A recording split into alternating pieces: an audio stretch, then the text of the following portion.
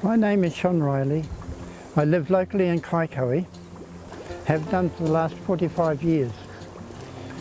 My mother used to come here in the 1930s when she used to teach at Opawanga School, and she always talked about Ngawha and what it meant to her, and always said, "Go north, young man."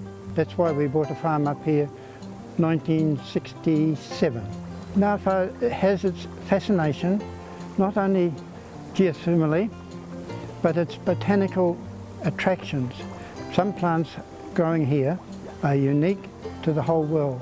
The nature of Ngawha is such that it does have curative properties in the waters, and it's quite capable of being used and historically quoted genuine cures. And today, although it's not open to the public as it was, it's just a treasure waiting to be opened. The world famous tiger pool, famous for its unique properties and miraculous cures. It is a natural treasure, and it's here in Ngawha. It fixes everything for everybody, real or imagined. But there have been some really miraculous cures emanating from this pool.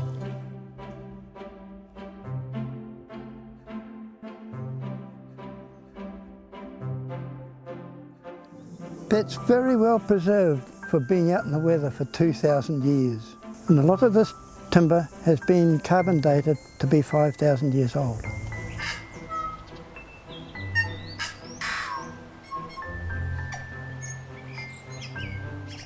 This great kauri tree stump behind me once stood here 2,000 years ago. The unique thing about this tree and its history is that those are the leaves that grew on that tree. In my hand I have leaves that it came off this tree thousands of years ago. Such is the nature of this area that this timber has been preserved pretty much as it was. This little piece I've taken has a density and a clarity as good just about as a piece of kauri you'd pick up anywhere today. 2,000 years ago, it's believed a cyclone tore through here, flattened everything, and that is why we have such a myriad of kauri logs in this area. This area is the only place in New Zealand where you'll find kauri preserved on the top of the ground.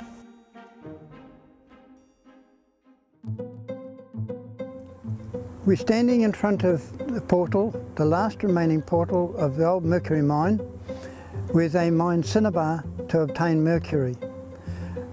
ICI established this mercury plant here. £20 a tonne was the going rate at the time, so they set this up, used it, and the price depressed back to £10 a tonne, and they then signed up a contract for 20 years at £10 a tonne.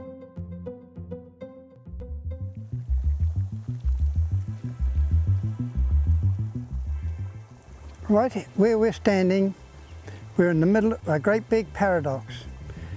Nothing will grow on the floor, nothing grows on the hills behind us, and that comes about from the mining that took place many years ago to extract the mercury, and the tailings that came back after being through the ovens right behind us have been there for nearly 100 years and nothing has yet grown on it. But what we've got is an entirely sterile environment where nothing will grow, because all the life has been taken out of it and cooked in ovens and destroyed.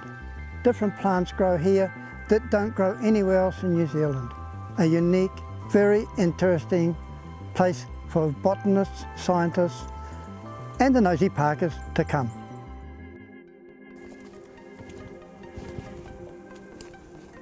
We're standing in a little plantation of Mascherina complanata. It's a threatened species and it's native to Ngawha, unique to this little area. It is unique in this respect that the sedge has a rib through the centre of its leaf and the complanata doesn't. It has a nice flower head, seed head, and thrives in what is a hostile element. And in an area that is loaded with heavy metals, it still managed to survive in its own natural environment. Always you'll see something that you didn't see before, and you wonder why you missed it the first time. Like little cities, the hats on the little pinnacles is quite a unique form of erosion. The hat protects it, and all the stuff drops away, goes down the creek. Little towers with hats on them, an erosion unique to Ngawha.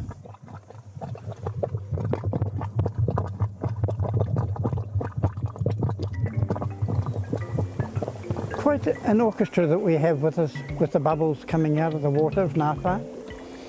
It's the nature of the whole of Ngawha that little springs bubble up, and yet they seem to be connected in a loose way, but disconnected.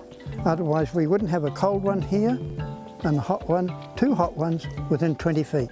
It really is quite unique. The great healing powers of Ngawha were such that it didn't matter. You could sit into the same water, the same pool, with somebody with a whole body covered in ulcers, and you had no fear of any infection or contamination. The therapeutic powers of the waters of Ngawha are legendary. We have a unique asset, and it's really and truly underutilised. The early people that settled this area had no doubt about the curative qualities of the waters that they would come in and bathe themselves in after fighting a fierce battle. The curative value of the waters of Ngawha are absolutely priceless. I am grateful to Top Energy for being the custodians of this property. It is rather a unique facility historically, geographically, environmentally, and even spiritually.